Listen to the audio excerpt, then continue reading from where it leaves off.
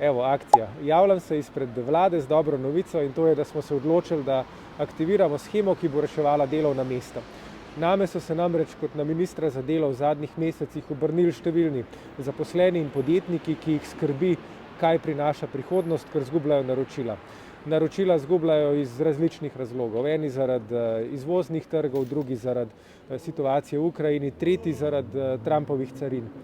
Danes smo se odločili, in to me zelo veseli, da tem podjetjem in zaposlenim pomagamo, tako da bomo subvencionirali krajši delovni čas, če podjetje ne more zaposlenemu zagotoviti dovolj dela.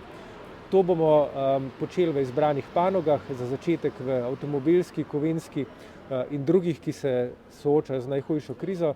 Namen tega sklepa pa je, da se nikoli ne sme več ponoviti situacija, ki smo jo gledali po letu 2008, ko se je glede na stanje, ki ga imamo danes, število brezposelnih potrojilo.